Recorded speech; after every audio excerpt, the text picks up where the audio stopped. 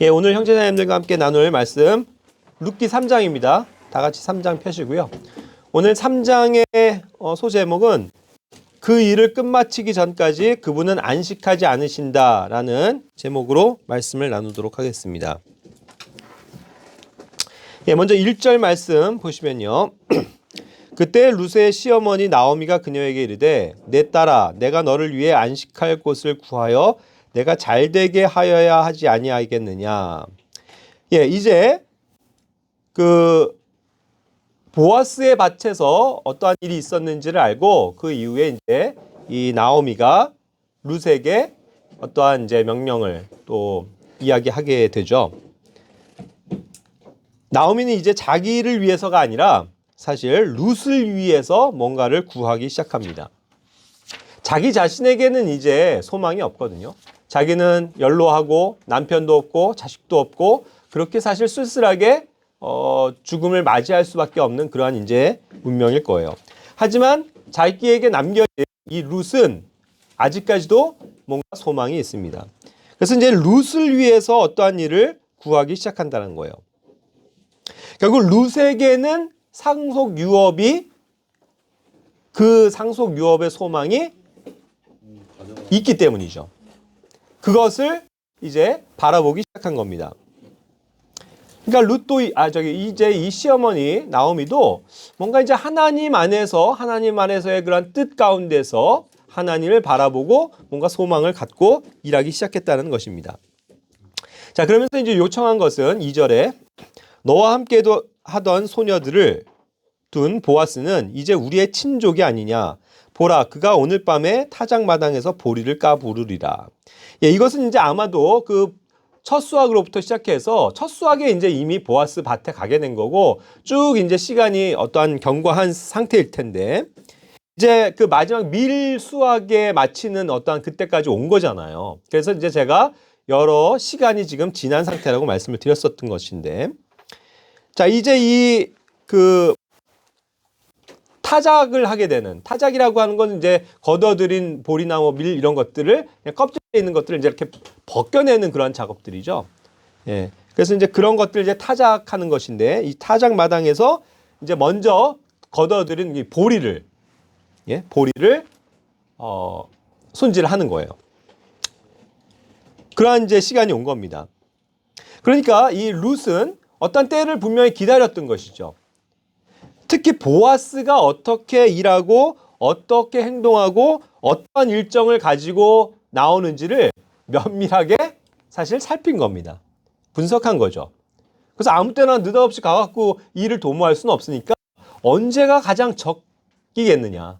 아, 그래. 보리 타작. 이때는 보통 이제 보리 수확을 다 걷어들이고 이제 창고에 들이니까 그렇겠죠. 그러니까 다들 그 주인들은 신나서 또 일꾼들도 다 같이 축하하면서 뭐 포도즙도 마시고 좋은 음식을 나누면서 서로 즐거워하는 그러한 하나의 문화적인 풍습을 생각한 거죠. 그래서 이제 이 보리타작을 특히 이 보아스의 밭이 보아스가 언제 이것을 행하는지를 파악한 겁니다. 그렇죠? 그렇게 해서 이제 그 시간에 맞춰서 일을 도모하는 거예요. 그러면서 그 보아스는 바로 자기 가족의 그 친족이 돼서 그 친족 구속의 의무를 행할 수 있는 사람이라는 것을 알았던 거예요. 당연히 나오미도 이 보아스가 자기의 가까운 친족으로서 1차적인 친족이 한 명 있고 그 다음의 순위가 이 사람이라는 걸 알았던 거죠.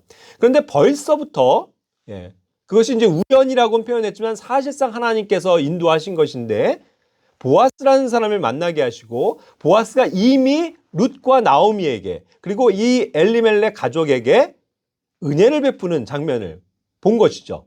그죠? 그들에게 사랑과 호의를 베풀어주고 그들의 살 길을 마련해 줬습니다.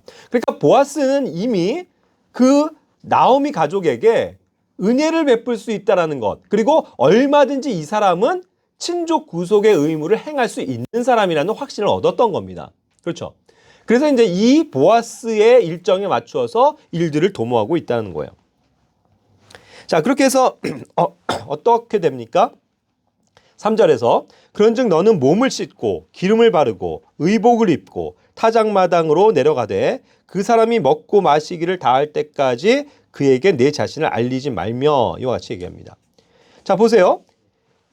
지금 타작마당은 여전히 타작 보리를 막 까부르고 이렇게 하기 때문에 일하는, 그래서 이제 일이 끝날 때까지는 계속 어떠한 일들이 진행이 되는 그러한 노동의 현장이죠. 그죠? 단순히 이거 뭐 다 끝나갖고 막 정장 입고서 축하연을 여는 그런 자리가 아닙니다. 그런 자리에 룻을 어떻게 보내는 거예요? 몸을 씻게 했습니다. 그리고 기름을 발랐다고 그랬어요.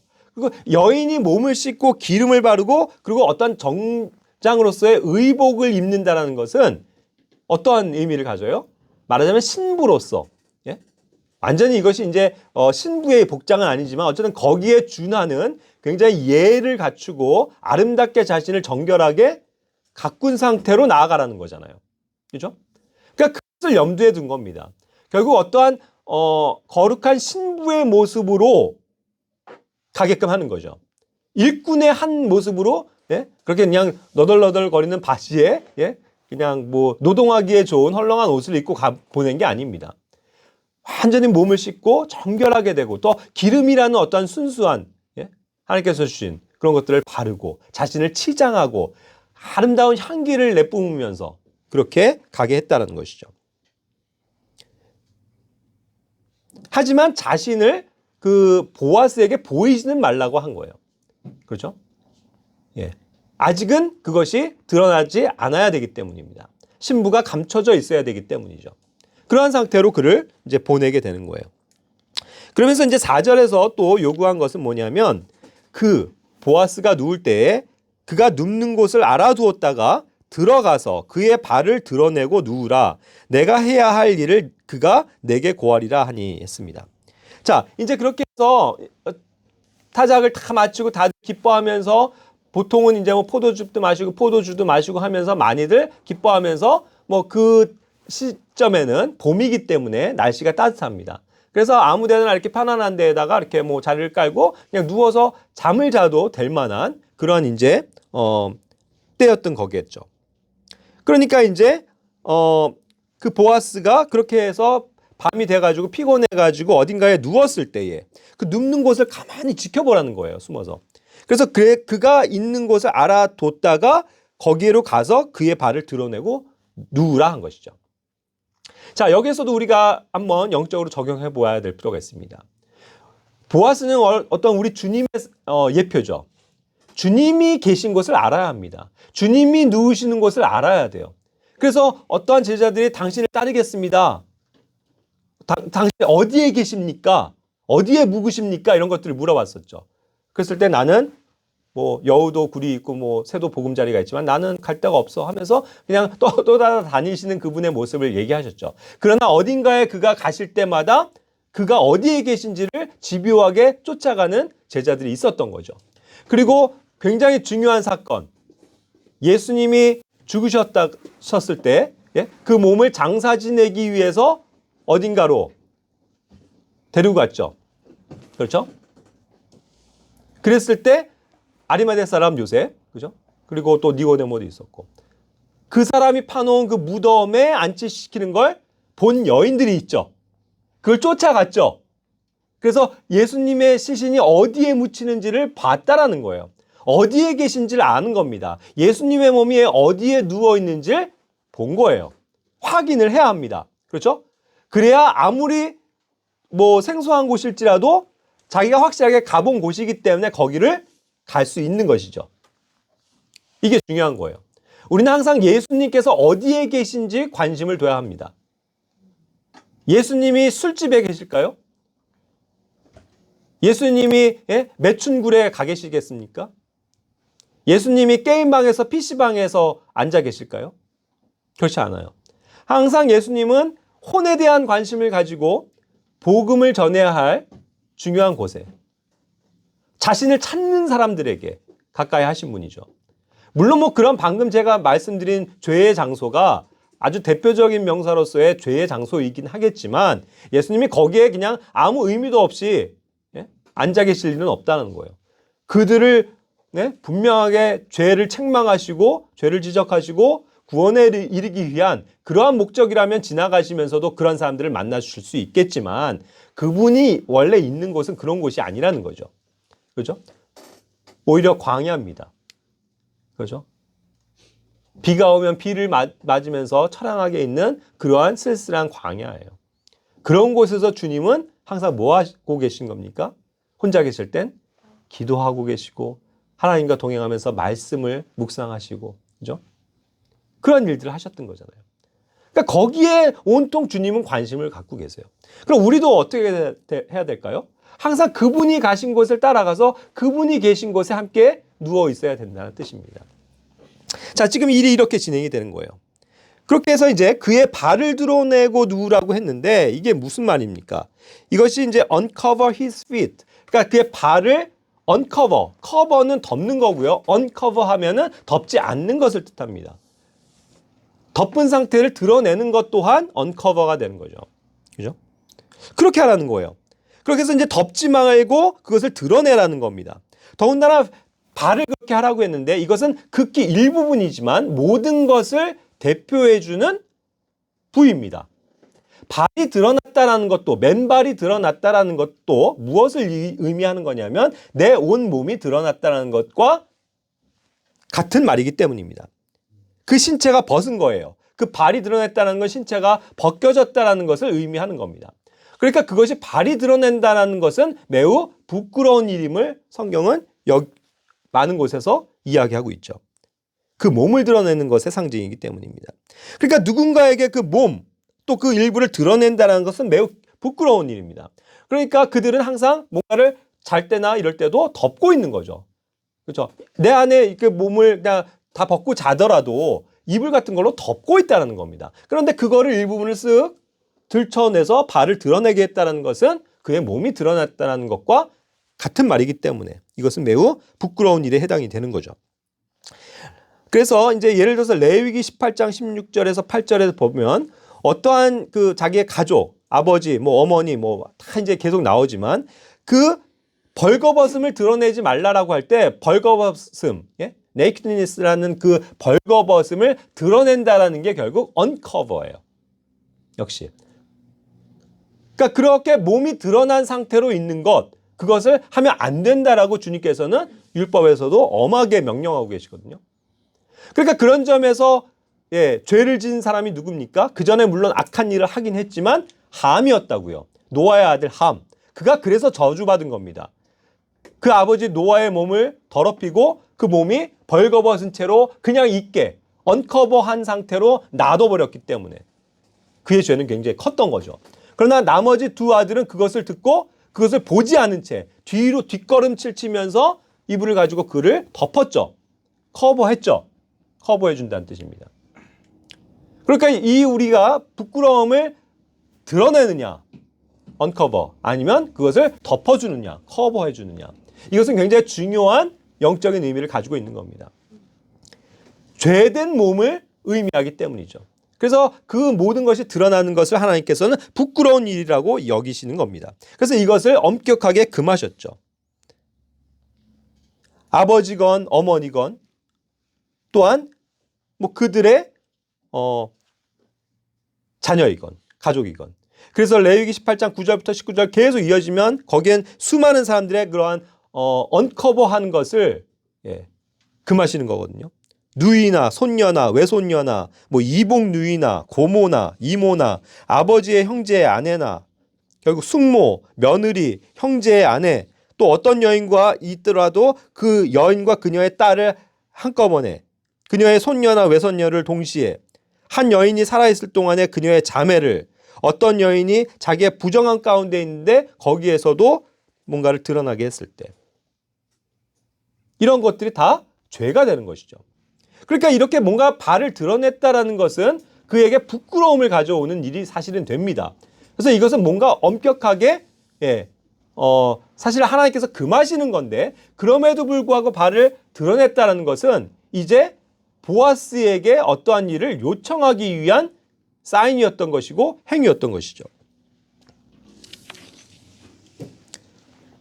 그래서 이제 뿐만이 아니라 신약에서도 이제 언커버 한다는 내용이 이래서 뭐 간혹 등장하는데 그 머리를 언커버 한다라는 표현도 고린도전서 11장에서 사용하고 있죠. 그것은 매우 부끄러운 일이고 교회 안에서도 금하는 일입니다.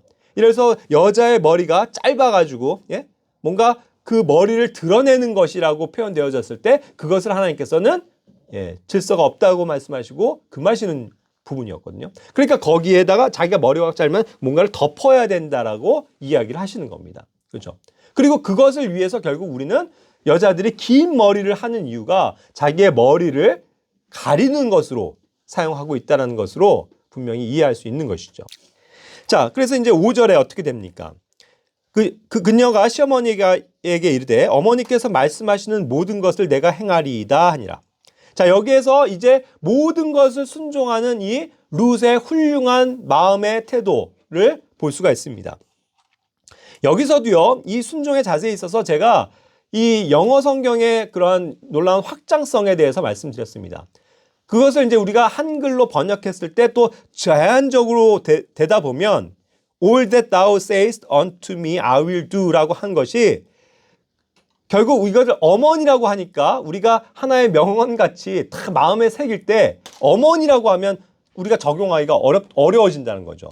그렇죠? 어머님에게 말씀하시는 모든 것을 내가 행하겠습니다 라고 한다면 여기 어머니를 가진 사람이 어머니에게 밖에는 적용을 못 시키는 구절이 되는 거죠. 그렇죠? 그러나 이것이 이제 영어 성경처럼 그냥 당신이 나에게 말씀하시는 모든 것을 내가 행하겠나이다 라고 번역을 하면 어떻게 되는 거예요? 이것을 주님의 말씀에 내가 순종하는 자세로서 딱 사용할 수 있는 명언이 되는 거죠.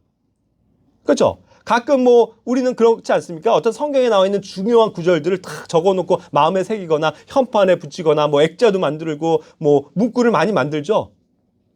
사실 많이들 그러잖아요. 그는 흥하여야 하겠고 나는 쇠하여야 하리라 이런 것도 많이 붙여놓고 너의 시작은 미약하였으나 내 나중은 창대하리라 뭐 이런 자기들한테 유리하게 적용되는 것들 많이 적어놓잖아요. 예? 근데 그런 것처럼 여기서 누가 그거를 어머니께서 말씀하신 모든 것을 내가 행하겠나이다 라고 그런 거 적어놓겠냐고요. 그렇죠? 그런데 이걸 주님의 말씀이라고 생각하고 당신이 주께서 나에게 말씀하시는 모든 것을 내가 행하겠나이다 라고 한다면 그런 문구도 하나 적어놓을 법하죠. 그렇죠? 우리 로아자매가 가끔 뭐 인스타에 뭐 그런 것들 성경 구절 다 좋은 것들 마음에 새기려고 적어놓는데 이런 거 한번 적어놓으세요. 네? 당신이 나에게 말씀하시는 모든 것을 내가 행하겠나이다 하고 영어로 딱 all that thou 해가지고 쫙 적어놓으면 마음에 새길 수 있죠. 자, 그런 점에서의 어떤 확장성을 말씀드립니다. 자, 이와 같은 자세로 룻은 그 어머니에게 순종한 겁니다. 그러나 방금도 얘기한 것처럼 그 적용에 있어서는 우리는 그 어머니에게 순종한 게 아니고 주님의 말씀에 순종하는 이 자세, 그거를 룻에게서 배우게 된다라는 사실이죠. 자, 6절에 그렇게 해서 이제 그가 순종해서 타작마당으로 내려갔습니다. 그리고 시어머니가 자기에게 명한 모든 것에 따라서 실제로 행했습니다. 순종했죠. 자, 그리고 이제 시간이 조금 지나서 보아스가 드디어 먹고 마셨죠. 먹고 마시고 이제 마음이 즐거울 때에 이제 막 조금 해롱해롱 먹고 하고 또 술을 마셨다고 한다면 술 기운에 또 막 기분이 좋아하고 어딘가에 가서 이제 누웠죠. 그런데 그것이 곡식더미 저 끝에 한 자락에 이제 누워 있었다는 거예요. 그거를 이제 따라가서 룻이 확인하고 본 겁니다. 그렇죠? 그래서 이제 시간이 돼서 이제 어떤 야심한 시간이 들고 보아스도 뭔가 깊이 잠이 들었을 때, 인기척을 못 느낄 때 살금살금 다가가서 아까 얘기한 것처럼 그의 발을 드러내고, 그죠? 발을 드러내고 거기 발치에 눕게 된 것입니다. 결국 소란을 떨지 않았어요. 이건 조용하게, 은밀하게 행해야 할 일입니다. 은밀하게, 위대하게. 그런 영화 있는 것 같은데, 맞나요? 은밀하게 이런 위대한 일을 계획을 도모하고 있는 겁니다. 조심스럽게 다가가서 그의 발을 드러내고 눕는 거죠. 자, 그렇게 하니까 이제 어떻게 되세요? 이제 한밤중이 됐습니다. 8절에. 굉장히 심한 한밤중에 사실 그런 현상들이 있죠. 가끔 한참 그게 이제 야심한 시간에 문득 하는데 하면서 그냥 갑자기 잠이 확 깨면서 뭔가 확 두려움이 막 엄습하는 그런 것들 한번 경험해 보셨습니까? 지금 뭔가 갑자기 확 깬 거예요. 한밤중에. 뭔가 이상한 느낌을 느끼고, 그렇죠? 그래서 그 보아스가 두려운 가운데 몸을 이렇게 돌이키면서 딱 봤더니 어떻게 된 거예요? 한 여자라는 걸 대번에 알아봤습니다. 이건 그죠? 깜깜한 밤인데도 직감하는 거죠. 한 여자가 자기 발치에 누워 있는 거예요. 깜짝 놀란 거죠. 예? 얼마나 화들짝 놀랐겠습니까? 예? 자기 혼자 자고 있었는데 누군가가 그냥 발에 그냥 어떤 여자가 자고 있으니까 깜짝 놀랐을 거 아니에요. 그러면서 보니까 더군다나 자기의 발이 드러나 있는 거예요. 그렇죠? 자신의 어떠한 수치스러운 모습이 드러나고 있는 겁니다. 그렇게 되니까 이게 굉장히 이게 뭐 사건이 지금 아주 급격하게 급진전을 하고 있는 거죠. 그렇죠? 그래서 중요한 것은 뭐냐면요. 오해들 하면 안 돼요. 가끔 이런 거 아까도 저번에도 얘기했지만 이걸 로맨스 소설로 받아들이는 사람은 안 됩니다. 이것은 그런 내용이 아니에요. 그리고 뭔가 그런 소설이나 영화에서나 나오는 것처럼 이 여인이 그 보아스가 있는 거기에 옷자락을 덮고 같이 이렇게 누워있는 그런 장면 연상하시면 안 됩니다. 이것은 발을 드러내놓고 그 발치에 저쪽으로 아래쪽으로 누운 거예요. 옆에 누운 게 아닙니다. 그렇게 해서 몸을 같이 한 몸이 되는 것을 상징하는 것처럼 옆에 누워있는 게 아니고 그 발 밑에 그쪽에 누워있는 거예요. 발을 드러내놓고. 그죠? 여전히 거리를 두고 있고 그것을 보이기 위한 그런 행위였을 뿐이지 결코 뭐 한 자리에 누웠다라는 개념이 성립할 수가 없는 겁니다. 그렇죠? 그러니까 결코 이것은 부정한 행위도 아니고 음란한 행위도 아니었다라는 것을 성경은 증거하고 있는 거죠. 그저 그의 발을 드러내고 함께 누움으로써 보아스에게 그의 부끄러움을 드러내고 그가 행해야 할 것에 대해서 일깨워주기 위한 그러한 행동이었을 뿐이라는 거예요. 굉장히 지혜로운 행동이었죠. 그러니까 이것을 뭐 영화 같은 데서는 아마도 막 그렇게 표현할 수도 있어요. 예? 남녀가 이렇게 그렇게 해가지고 자고 있는데 여자가 싹 와갖고 자기의 옷을 벗고 싹 누워 있으면 예? 이게 어떻게 되는 거예요, 소설이? 완전히 이게 예? 불륜의 현장으로 돌아가는 거 아니에요. 그래놓고 예? 뭐 흔히 말하는 꽃뱀 이런 표현들을 하던데 그렇게 해갖고 당신이 나를 건졌습니다 하면서 사기치고 뭐 그런 게 아니란 말이에요. 이것은 굉장히 지금 엄격한 예? 하나의 그러한 행동이고, 그렇죠? 순결한 행동이고 지혜로운 행동 가운데서 하고 있는 사인일 뿐이라는 것이죠. 자, 그래서 이제 9절 말씀으로 보면 그가 이르되 너는 누구냐 하면서 깜짝 놀라는 거 아니에요. 그러니까 당연히 이제 여인이 누워 있으니까 너 누구야? 그랬을 때 이제 룻이 대답하기를 나는 당신의 뭐라고요? 여종 룻입니다. 그는 그 2장에서도 제가 말씀드렸어요. 그는 주인으로서 보아스를 여기고 그에게 정말 엎드려서 경배하는 그런 자세로서 자신을 종으로 낮추고 보아스를 주인으로 높이는 그러한 행동을 했었다고 그랬죠. 그러한 관계를 유지하고 있습니다. 자, 그래서 저는 룻인데 그러니까 이제 당신의 옷자락으로 당신의 여종을 덮으소서 했어요. 예. 결국은 뭐냐면 이제는 하나의 그런 옷자락으로 덮는 것을 얘기를 합니다. 왜냐하면 이것은 또 다르게 무슨 이불이 있는 상태가 아니고 보아스의 옷자락이거든요. 그리고 뭐 아까 이 보아스의 발을 드러냈을 뿐이지 룻이 옷을 벗고 있고 그런 장면입니까? 아니에요. 그냥 그대로 그가 가진 예복을 그대로 입고 그냥 거기에 누워 있는 거거든요. 하지만 이제는 당신의 옷자락으로 나를 덮어주십시오 라고 요청하고 있는 거예요. 그러니까 이것은 결국 자신을 친족 구속의 원리로 인해서 받아달라는 그러한 요청이 되는 것입니다. 그래서 잠깐 덮어달라는 거예요. 그리고 뭐 그 옷자락이 얼마나 크길래 두 사람이 다 덮습니까? 그런 걸 얘기하는 게 아니고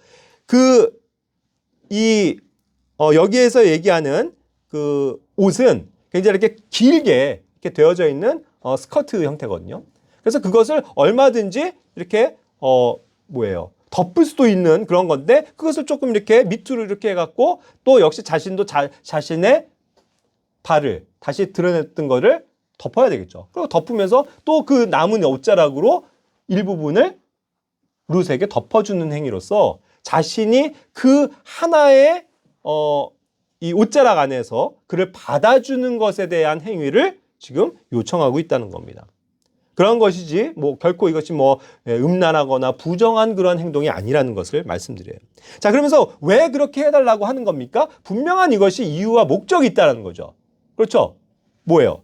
마지막에 당신은 왜냐하면 나의 가까운 친족이기 때문입니다. 그거죠. 그 이유 말고는 없어요. 보아스, 당신은 우리의 가까운 친족입니다. 그러니까 당신이 이제는 이제 뭐 수학도 끝나고 하니까 우리를 향해서 당신의 은혜를 베풀어야 될 때입니다. 당신이 그 친족으로서 우리를 구속해 주는 그 일들을 하셔야 합니다. 그것을 요청하고 있을 뿐이라는 거죠.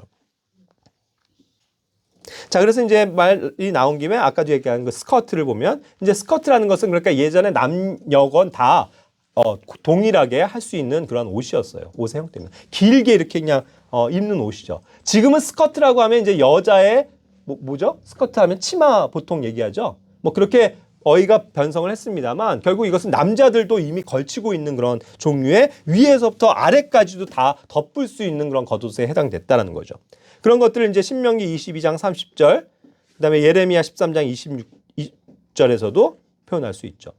왜냐하면 그것은 그 옷자락을 들추게 되면 결국은 그 밑에 속에 있는 것들이 드러나기 때문에 이것이 겉옷이라는 걸 알려주는 것이고 그것을 이 밑에서부터 들추어 올려서 수치를 드러낼 정도라고 하면 이게 하의까지도 다 밑에까지도 가려지는 어떠한 긴 옷의 형태였다. 겉옷의 형태였다는 걸 알 수 있고요. 에스겔서 16장 8절에서도 이스라엘에 대해서 하나님께서 이 옷자락 스커트로 그들의 부끄러움을 가리신다라고 얘기하신 것, 또 역시 그러한 맥락에서의 하나님의 은혜로 덮어주시는 그러한 옷자락의 의미를 갖는다는 거죠. 그래서 이제 옷자락이라고 표현을 한 것입니다. 그러나 이제 스커트라는 것은 어쨌든 그렇게 길게 있는 치마 형태의 통째로 이렇게 된 그런 겉옷을 얘기한다라는 거죠. 뭐 의복에 대해서도 조금 이스라엘의 이 성경에 나오는 것들을 좀 이렇게 관심을 가지고 또 비교를 해볼 수 있을 거예요. 가먼트라고 하는 옷도 나오는데 그것은 가장 일반적으로 바깥쪽에 입는 겉옷을 얘기했고 또 성경에 보면 코트도 실제로 있습니다. 코트도 이제 위에 우리가 이렇게 망토처럼 걸치고 있는 거죠. 그런 형태. 다 조금씩의 차이가 있는 건데 그 다음에 그 클로크라고 하는 망토처럼 이렇게 걸치는 겉옷이고 이건 아주 좀 추울 때 또 한 번 겉옷으로 이렇게 걸치는 것들을 얘기하거든요. 그래서 아주 이제 추울 때이기 때문에 예를 들어서 뭐 그 바울이 이것을 좀 가져다 달라. 추운 겨울이 오기 전에. 이런 것이 할 때 이제 추운 겨울에 또 걸치게 되는 그런 옷들이죠. 자, 이와 같은 이제 의미로서 사용이 된 겁니다. 자, 그렇기 때문에 다시 돌아가서 이 룻의 유일한 목적은 보아스에게 친족 구속의 의무를 요청하는 것일 뿐이라는 것. 그것을 다시 기억하셔야 됩니다. 그런데 이 친족 구속의 의무는 여러 가지 굉장히 이렇게 폭넓게 적용되어지긴 했습니다. 이것이 율법 이전의 사건이긴 하지만 창세기 38장 8절 9절에서도 이미 그 하나님에게 그 아브라함의 자손들에게 이미 있었던 어떠한 규례들 그런 것은 뭐냐면 이것도 물론 뭐 하나님에게로부터 온 것이겠죠. 왜냐하면 땅을 상속하는 문제가 굉장히 중요한 영역이기 때문에. 그리고 그 맏아들과 또 어쨌든 그 아들의 이름이 유지되는 것은 굉장히 중요한 일이었기 때문에. 예를 들어서 그 유다가 두 명의 아들이 있었잖아요. 세 명이죠. 근데 이제 둘이 다 죽고 거기에 이제 그 아내였던 첫 아들의 아내였던 다말이 첫 아들도 죽으니까 둘째 아들한테 붙여놨더니 이 둘째 아들 오난이 또 그것을 싫어해서 그 형을 대신해서 형수와 동침하는 그런 것을 거부하는 거잖아요. 그죠? 그렇게 해서 저주를 받게 되죠. 그러한 장면들이 결국은 어떤 그 남자로부터 오는 그 씨, 그죠? 그리고 결국 어떤 상속 그런 것과 관련돼서 대가 끊어지지 않기 위해서 그런 어떤 친족, 자기의 친형제를 대신해서 그런 것들을 받아주는 그러한 형태가 이제 중요했던 것이죠. 그래서 이것은 이제 물론 율법의 이전의 사건입니다만 율법에서도 이런 것들을 요구했던 거예요.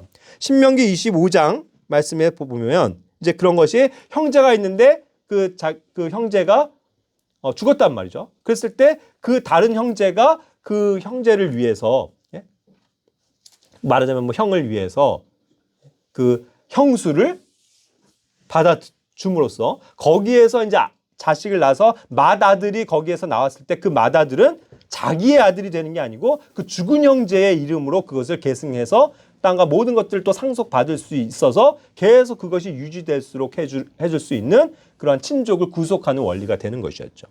그죠? 그리고 이제 두 번째부터 낳게 되는 아들이 있다면 그것은 자기의 소유가 되는 거예요. 그래서 항상 첫 것은 하나님께 드린다는 개념이 여기에서도 이제 연관이 되는 거죠. 그런 원리입니다. 그런데 이제 여기 신명기 25장에서 어떠한 또 규례가 있냐면 그렇게 하는데 형제가 자기 형수를 받아들이기 싫다. 해갖고 자기가 그걸 거부해요. 그랬을 땐 이것은 매우 수치스러운 일이고 그러한 하나님의 그러한 원하심을 거부하는 것이기 때문에 그에게 매우 수치거리가 된다는 것입니다. 그래서 물론 이것을 막 죄로 인해서 너 그렇게 되면 죽어 이건 아니지만 그에게 엄청난 수치와 모욕이 오는 거예요. 그래서 그런 것을 안 하겠다고 한 사람들을 장로들에게 불러서 그의 신발을 여기에서도 벗깁니다. 신발을 벗긴다는 것은 또 역시 뭐예요? 발이 드러난다는 것을 얘기하죠. 그에게 수치가 된다는 거예요. 그렇게 해서 그 신발을 증거로 삼고 이때는 또 어떻게 되냐면 율법에서는 그 형제를에게 사람들이 침을 뱉는 거예요. 에이 퇴! 이 더러운 놈. 형제의 그러한 친족의 구속의 의무를 다하지 않는 놈 하면서 저주하면서 침까지 뱉었다는 거예요. 그래서 그 집을 자기 신이 벗겨진 자의 집이다라고 불릴 그렇게 해서 증거로 삼는 거였거든요. 그러니까 굉장히 이것은 심각한 그들의 어떠한 하나님께서 주신 법을 무시하는 행위가 됐었기 때문에 하지만 어쨌든 그것도 자유 가운데서 이제 허락은 하셨죠. 하지만 그것이 이제 수치가 되는 그러한 일이었다는 거예요.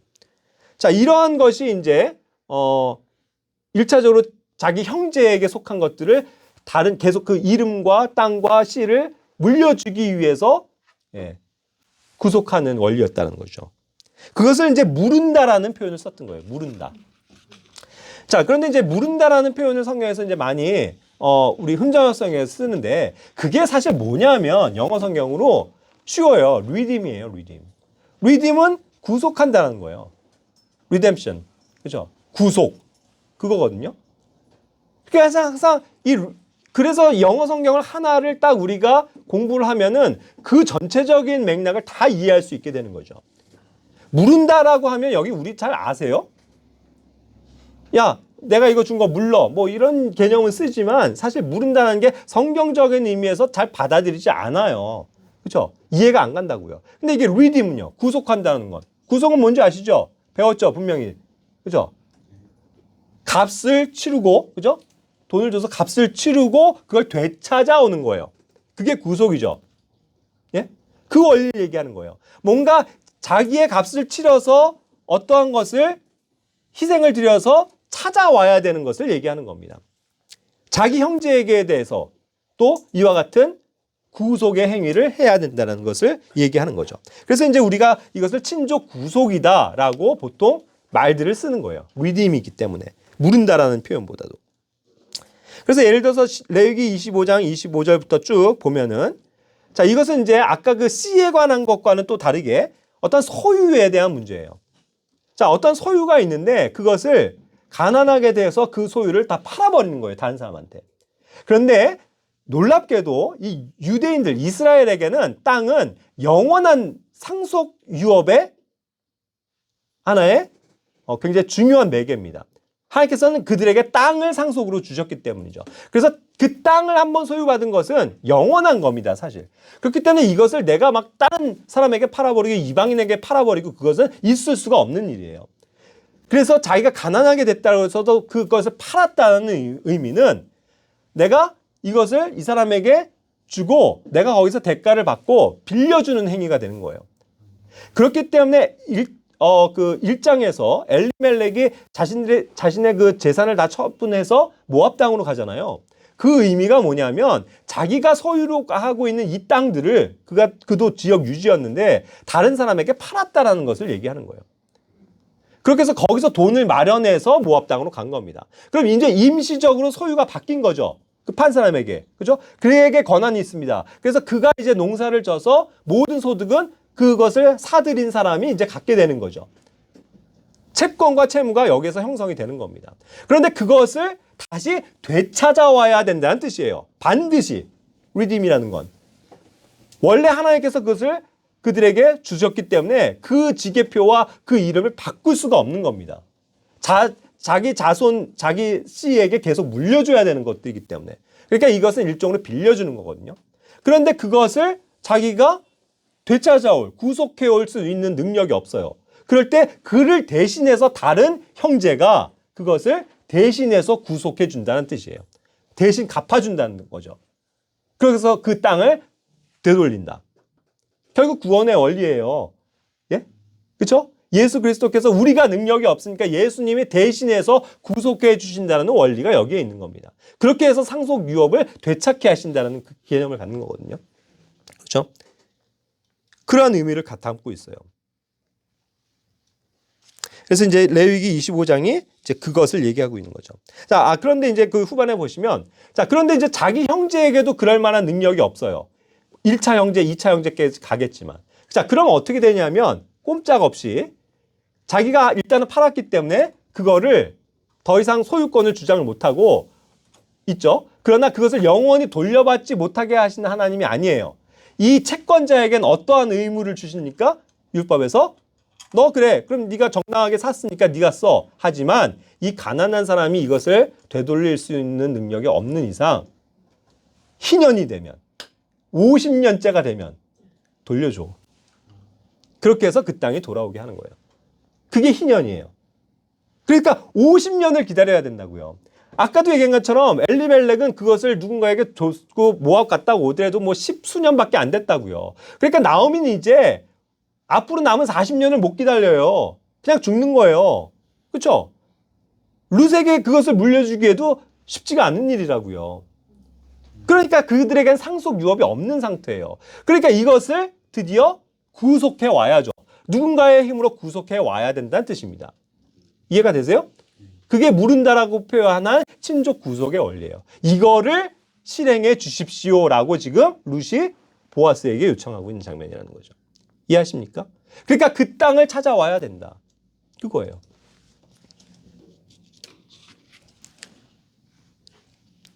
자, 그래서 이제 10절에 보면 보아스가 얘기합니다. 역시 내 딸아, 딸 같은 나이죠. 내 딸아. 주께서 내게 복 주시길 원한다. 네가 가난한 하든지 부하든지 젊은 남자를 따르지 아니하므로 내가 처음보다 마지막 끝에 친절을 더 많이 베풀었도다. 이와 같이 칭찬하고 있죠. 복을 빌고 있죠. 왜 그렇습니까? 자, 룻은요. 룻은 자유한 여인입니다. 이해가 되세요? 자기 남편 죽었죠. 죽었으면 더 이상 거기에 속하지 않아요. 다시 재혼해도 무방하다고요. 그것을 로마서 7장 3절에서도 얘기하는 거예요. 남편이 살아있을 때는 다른 남자와 결혼하면 그것은 간부지만 남편이 죽으면 그 법에서 해방된다. 얼마든지 자유롭게 재혼해도 된다 이거죠. 그러니까 룻은 엄연히 보면 나오미를 따라왔을 뿐이지 그리고 그 집안에 원래 속해 있었던 사람일 뿐이지 자기가 맘만 먹고 재혼한다고 하면 다른 사람이랑 만나서 결혼할 수 있는 거죠. 얼마든지. 그럴 때 어떻게 되는 거예요? 자기가 가난을 모면해보고자 부자랑 결혼할 수도 있죠. 그렇죠? 부자를 따라갈 수 있다고요. 아니면 내가 돈은 좀 그래도 나는 저 남자 너무 멋있다. 뭐 젊고 건강하고 그런 육신에 끌려서 젊은 남자를 따라서 결혼할 수도 있죠. 얼마든지. 그런데 그렇게 하지 않았다라는 거예요. 보아스가 지금 칭찬한 것은. 그리고 오히려 그런 것을 거부하고 네가 친족 구속의 원리를 따라서 나 같은 사람에게까지 요청하는 것을 보니 넌 정말 복받은 여자다. 네가 처음보다 마지막 때 친절을 더 많이 베푼 거다. 그걸 얘기하는 거죠. 이건 뭡니까? 애초에 그가 나오미를 위해서 같이 따라와 준 것도 첫 번째 해당되는 위대한 친절이죠. 그런데 지금 이러한 상태에서 너의 그런 마음을 지키고 그 집안을 살리기 위해서 친족 구속의 원리를 활용해서 다른 것에 눈들이지 않고 거기에 목적을 두고 행하는 이것이야말로 더 큰 친절이다. 이와 같이 칭찬을 하고 있는 장면이라는 것입니다. 그렇죠? 결국 늙은 보아스에게 반한 게 아닙니다, 여러분. 이거 로맨스 소설 아니라고 했어요. 사실 결혼하기 싫었을 수도 있어요. 예? 저 늙은 남자 뭐가 좋겠어요? 막 20살도 이상 차이가 나는. 예? 그런데도 그 친족 구속을 따라서 이와 같이 순종하는 거잖아요. 결국 룻의 입장에서 보면 나오미와 그 죽은 자들을 위한 결정이었다는 거예요. 자기를 희생하는 거죠, 사실. 자, 그렇게 해서 이제 11절에 내 딸아 이제 두려워하지 말라. 네가 요구하는 모든 것을 이제 어떻게 하겠다고요? 내가 행할 것이다. 약속을 하는 거죠. 네가 현숙한 여인인 줄 내 백성의 온 도시가 안다. 넌 정말 현숙한 여인이다. 지혜로운 여인이다. 덕스러운 여인이다 이거죠. 현숙한, 덕스러운, a virtuous woman이라고 표현하는 거예요. 그래서 룻은 virtuous woman의 대표 명사입니다. 룻은 현숙한 여인, 덕스러운 여인이에요. 잠언 31장에서 얘기하는 바로 그 여인입니다. 루비보다 훨씬 값진 그러한 여인. 우리 여기 있는 자매님들도 그러한 룻과 같이 덕스러운 여인들이 되시기를 바라요. 예? 좀 아멘 좀 하시죠, 형제님들. 예? 자매님들이 스스로 대답하기 어려우니까. 정말 그러한 덕스러운 여인들이 되셔야 됩니다. 실제로 예수님의 가계도를 보면 이 룻이 어떤 거예요? 덕스러운 여인이었고요. 덕스러운이라고 표현 안 했지만 창세기 38장에 보면 그 유다의 며느리였던 다말 역시도 어떻게 했다고요? 나보다 더 의로웠다라고 그러한 칭찬을 받았거든요. 의로운 행동을 한 거예요. 히브리서 2장 25절에서 라합도 그랬죠. 창녀 라합도 그가 행위로서 의롭게 되어졌다라는 그러한 칭찬을 받은 겁니다. 의롭다, 덕스럽다, 지혜롭다. 그죠? 그러한 이제 룻의 모습을 보여주고 있는 것입니다. 자, 그러면서 이제 12절에 참으로 이제 나는 너의 가까운 친족이나 나보다 더 가까운 친족이 있으니. 자, 모든 일이 순조롭게 돼가는 것 같았습니다. 일사천리로. 뭔가 이제 희망이 보여요. 자, 그런데 이제 뭐예요? 변수가 생깁니다. 항상 영화 같은 데 보면은 뭔가 행복하게 잘 가다가 딱 변수가 나오죠. 뭔가 그냥 불행이 찾아오고 갑자기 뭔가 고난이 찾아오잖아요. 그런 것처럼 뭔가 변수가 생긴 거예요. 돌발 변수가. 생각하지 않은 겁니다. 뭐였어요? 보아스가 이렇게 약속은 했지만 사실 보아스보다도 더 1차적인 친족 구속의 의무를 가져야 되는 더 가까운 친족이 있는 거예요. 그걸 소개를 하는 거죠. 그렇죠? 룻은 어쩌면 이 사실을 몰랐을 수도 있어요. 이게 무슨 말이지? 그래갖고 약속을 받고 너무 기뻐하던 찰나에 야 근데 나보다도 더 가까운 사람이 있어. 그걸 딱 제시하니까 뭔가 또 좌절이 될 수도 있었을 수 있겠습니다만 사실 그렇진 않죠. 왜 그러냐면 13절에서 보면 이건 또한 좋은 일이기 때문이에요. 보아스가 얘기합니다. 여기에 머물러라. 내가 이제 아침에 이제 갔을 때 그가 그 가까운 친족이 먼저 친족의 역할을 내게 행하려 하면 내가 그렇게 도와주겠다는 거죠. 빨리 일을 진행시키겠다는 거죠. 그랬을 때 좋은 일이다 그것도. 왜냐하면 그가 친족의 역할을 다 하게 되면 그건 역시도 율법을 준수하는 거고 룻과 그 나오미의 그런 땅들을 다 구속해 오는 것이기 때문에 이것 또한 좋은 일이라는 거죠. 예? 하나님께서 하신 명령을 순종하는 일이기 때문에. 그렇죠? 내가 하나 그가 하나 사실은 같은 율법을 준수하는 일이고 이웃을 사랑하는 일이기 때문에 형제를 사랑하는 일이기 때문에 아무 문제가 없다는 거죠. 맞아요. 그렇게 될 수도 있었습니다. 그렇지만 만약에 그가 그것을 거부하면 그 친족 구속의 역할이 누구에게 오는 거예요? 그 다음 차례는 자기거든요. 그럼 내가 확실하게 그것을 행하겠다 이렇게 얘기한 거죠. 자, 그러니까 룻의 입장에서도 안심할 수 있는 겁니다. 왜요? 그 첫 번째 그 사람에게 가서 그 일을 요청하지만 그게 안 됐을 때 불행으로 끝나는 비극이 아니고요. 예? 그 다음 차례가 있다고요. 그 다음 차례인 보아스는 이것을 확실하게 언약한 거거든요. 약속한 거거든요. 그가 안 하면 내가 할 거야. 걱정하지 마 이거예요. 그러니까 그냥 모든 것을 만난 겁니다. 첫째가 돼도 되고 두 번째가 되고 자기는 친족 구속의 그런 어떤 은혜를 얻게 되는 것이니까 행복하게 다시 돌아갈 수 있었다는 거죠. 그렇죠? 그러니까 하나님께서 이와 같이 정하신 일들은요 늘 좋은 일들이에요. 그렇죠? 그걸 우리가 믿으면 되는 것입니다. 그러니까 보아스 입장에서도 보세요. 룻이 너무나도 이쁘고 너무 젊은 여자고 탐이 나가지고 이 여인이랑 결혼하려고 지금 이 일을 꾸미는 거예요? 얘기하는 거예요? 아니란 얘기예요. 보아스는 그게 관심이 아니에요. 보아스 역시도. 보아스의 마음은 하나님의 말씀을 준수하는 것에 있었어요. 그래서 그것이 의로운 거예요. 룻이 아무리 못생기고 뭐 뚱뚱하고 뭐 말하자면 하자가 있더라도 자기는 그걸 행할 의무를 다 할 사람이라고요. 의로운 사람이에요, 그는. 그죠? 그래서 그를 받아들이는 것일 뿐, 예? 그를 사랑해서 노력해서 받아들이는 것처럼 룻기에 대한 강해나 이런 것들 글을 보세요. 그런 거 굉장히 많아요. 보아스가 룻을 사랑해서 어떻게든 자기 아내로 맞으려고 노력했다. 이런 표현들을 쓰거든요. 결코 그게 아니라고요. 이것은 그냥 하나님의 말씀, 율법을 준수하는 하나의 모습이었다는 것을 얘기하는 거죠. 자, 그렇게 해서 이제 14절에 보면 그의 말대로 아침까지 그가 이제 그의 발치에 누웠어요. 역시 발치에 누워 있었습니다. 한 입을 덮으면서 그냥 둘이 같이 껴안고 잔 거 그런 거 아니에요. 그냥 발치를 여전히 거리를 두고 누웠던 거죠. 그러고서 동트기 전에 일어났다는 거예요. 왜요? 자기들은 이것에 있어서 너무나도 순결하고 깨끗하지만 혹시 그들이 그렇게 누워있는 걸 저만 쳐서 누군가가 봤다고 쳐봐요. 온 도시가 난리 나죠.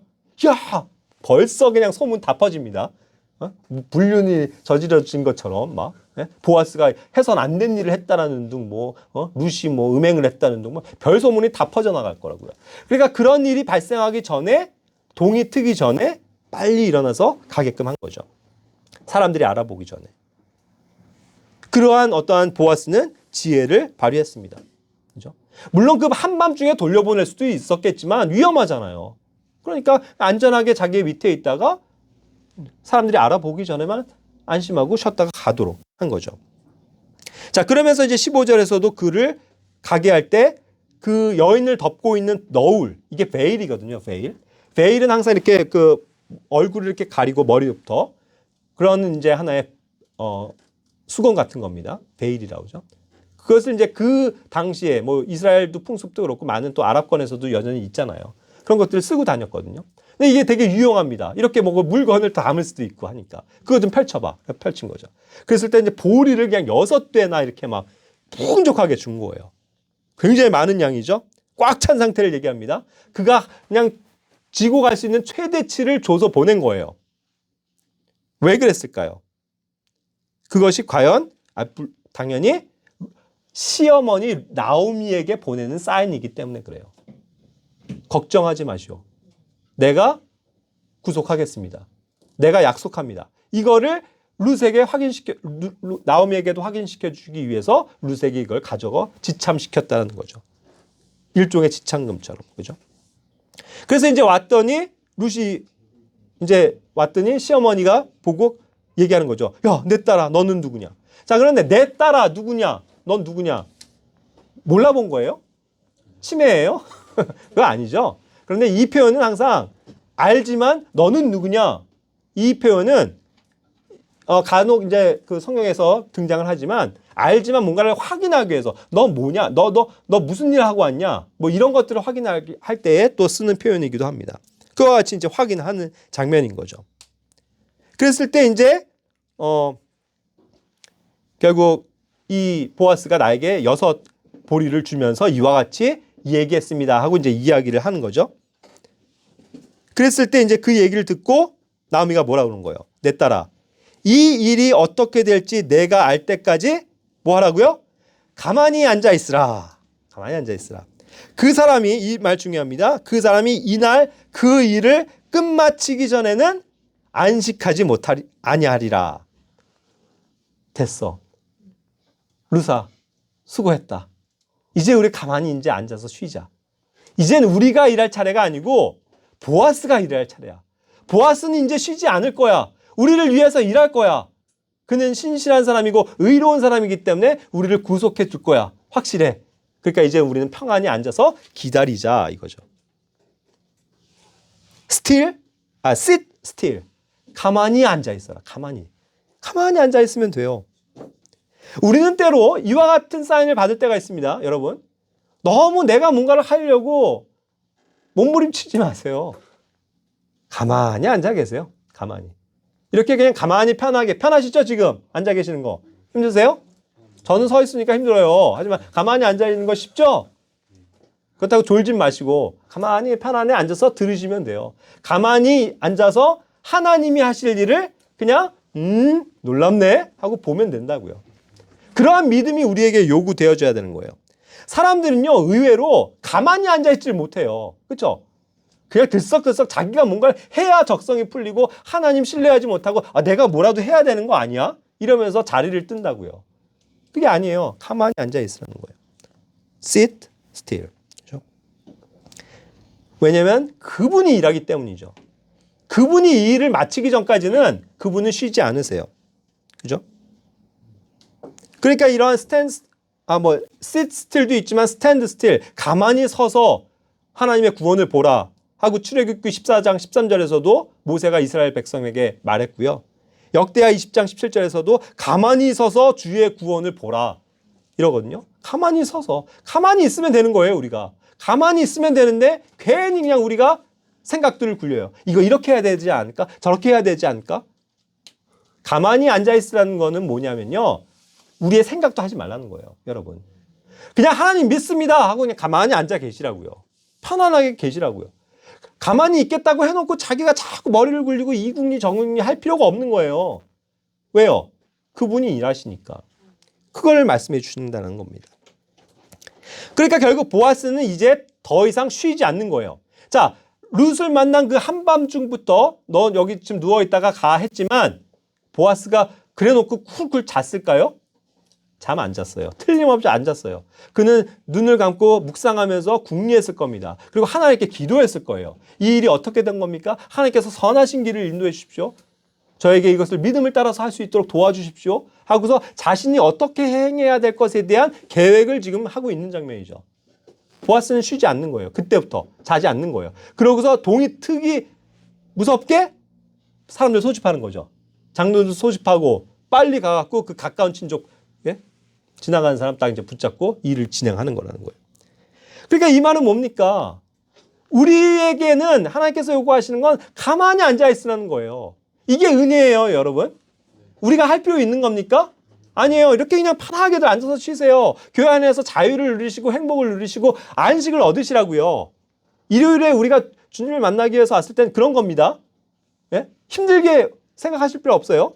편안하게 여기서 하나님 찬양하면서 기쁘게 노래하면서 감사하면서 있으면 돼요. 가만히 있으면 돼요. 그럼 일은 주님께서 하십니다. 주님께서는 쉬지 않으신다는 거예요. 이사야서 62장 1절 말씀에서도 내가 시온을 위해 잠잠하지 아니하며 예루살렘을 위해 안식하지 아니하리니 하나님께서는 일을 그 이스라엘의 구원을 위해서도 쉬지 않으시는 분이라는 겁니다. 시편 121편 4절에서도 이스라엘을 지키시는 이는 졸지도 아니하시고 주무시지도 아니하신다. 그죠? 우리는 자고 졸아요. 언제 그랬어요? 베드로와 요한과 야고보가 그랬잖아요. 예수님 기도하러 가셨을 때 그들은 육신이 연약해서 졸았다고요. 잤다고요. 근데 예수님은 좋으시고 주무셨어요? 그분은 끝까지 깨어 계시면서 기도하셨죠. 그죠? 하나님께서 일하십니다. 자, 그래서 이제 이렇게 주님께서는 우리의 이 인류를 위한 그 구속의 사역을 사실 쉬지 않으시는 거예요. 그런데 놀랍게도 이 구속 사역은요, 성경에 보면 이미 마쳐진 거예요. 믿으십니까? 구속 사역은 주님께서 이미 끝내신 일이에요. It is finished. 끝났다. 다 이뤘다. 그러고 가셨어요. 주님이 이 모든 구속 사역을 요한복음 19장 30절에서 다 이루었다고 마치셨다라고 표현하셨다고요. 자, 주님도 이제 그 일을 마치신 겁니다, 사실. 그러니까 이제는 남은 이 세상에 있는 모든 사람들은 그걸 받아들이기만 하면 되는 일이지, 가만히 뭘 받아들이면 되는 일이지, 주님께서 구속 사역을 위해서 하실 일은 없는 거예요. 엄밀히 따져선. 그러니까 그리스도께서는 지금 하늘 우편에 가셔서 뭐 하고 계십니까? 역시 앉아 계시다 표현하는 거예요. 그렇죠? sit-down이에요. 앉아 계신 거예요. 주님께서도 그리스도께서도 이제 구속 사역을 마치셨기 때문에 이제는 거둬들이실 그날을 위해서만 기다리시면서 앉아 계신 거죠. 골로새서 3장 1절에서도 그리스도께서 하나님 오른편에 앉아 계시느니라 했고요. 그죠? 앉아 계시죠? 히브리서 8장 1절에서도 그분은 하늘들에서 존엄하신 분의 왕자 오른편에 앉아 계시며 그랬어요. 하나님의 왕자에 앉아 계십니다. 그리고 그 우편에 우리 주 그리스도께서도 구속 사역을 마치고 다 앉아서 지금 우리를 지켜보고 계신 거예요. 그죠? 동일한 개념입니다. 그러니까 앉아서 있다는 것은 쉼을 얻는다는 거죠. 주님은 다 이 일들을 이루어 놓으셨어요. 그런데 한 가지 일이 남아있죠. 구속사역을 마치셨음에도 불구하고 한 가지 구속사역이 더 남아있긴 해요. 그렇죠? 그게 뭐예요? 유대인들의 구원이 아직 또 남아있기 때문이죠. 그리고 우리를 이제 이 구속을 마친 이 그리스도에게 속한 첫 열매들을 완전히 다 거둬들이는 그날이 한 번 남아있죠. 그게 언제예요? 예수 그리스도의 다시 오심이에요. 휴거라고. 우리의 휴거. 주님께서 우리를 부르신 날. 그날 동시에 이제 남아있는 유대인들을 위한 또 그 거둬들이시는 그 일이 한 번 더 남아있는 거죠. 그러니까 그때만큼은 예수님이 앉아 계시겠어요? 앉아 계시다가 일어서시는 거죠. 그 표현은 어디서 우리가 볼 수 있나요? 사도행전 7장 56절에 사람의 아들이 하나님의 오른편에 서 계신 것을 보는 내가 본다. 스테반이 본 거예요. 그 환상을 본 거라고요. 예? 앉아 계셔야 되는 분인데 서셨다고요. 왜요?